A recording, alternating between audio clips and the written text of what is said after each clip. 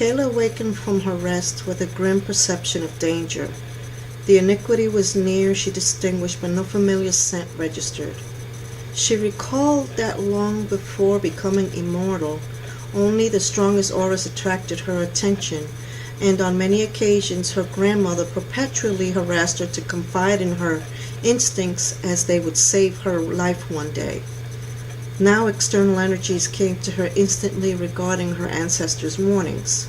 Goosebumps pricked her arms, the little hairs on the back of her nape sizzled, and her heart pounded against her chest.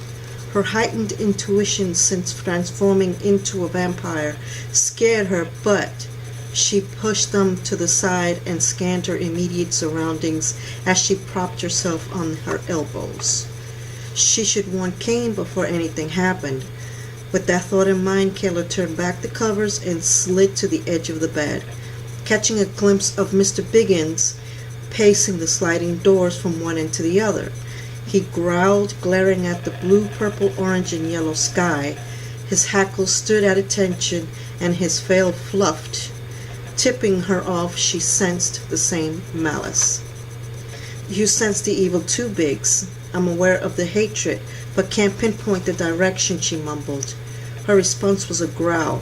Yes, if her cat perceived the same weirdest sensation, something lurked under the darkening atmosphere. No more procrastinating and circling the issue. She must locate Kane and notify him to the premonition. She asked him to have his men comb the area for anything out of the ordinary. Without further delay, she opened the glass access, allowing Mr. Biggins to leave the premises, hastened to shower and change, dashed out the entrance, and ran into Dayton and Jake with two women. "Hey guys, here's Kane. I need to speak with him about an urgent matter." "Hey Kayla, we were coming to talk to you. Kane's out of the country this week, and these ladies are your escorts," Dayton explained. At first she said nothing. Her expression was blank. Then it turned to shock and anger. A protest bubbled inside of her. Dayton raised a hand, stopping her before she could utter a word. "I'm sorry, but those are his rules. You are forbidden to go anywhere without a companion. Considering the failed kidnapping attempt, Kane refuses to take any chances where you're concerned. He'd serve everyone's head, including yours, on a platter should anything happen. So please reserve your negative comments, and I advise you not to challenge his authority. He can be your best friend as well as your worst enemy." King left without so much as a goodbye, declaring his influence over her safety. Granted, his consideration of her well-being was moving, but his audacity grated on her nerves. "You're kidding me, right? He's out of town?" she questioned, having a hard time swallowing her anger. "Yes," she exploded. "How dare he arrange something and not think to tell me himself?" "We're sorry that he didn't have the opportunity to tell you. His abrupt departure wasn't meant to upset you," Jake responded. Kane's unexpected absence bothered her. The threat she predicted was coming, and she needed preparation for the onslaught. She glared at the two men, but conceded as they were only doing their job, and changed the subject to the females who were with them.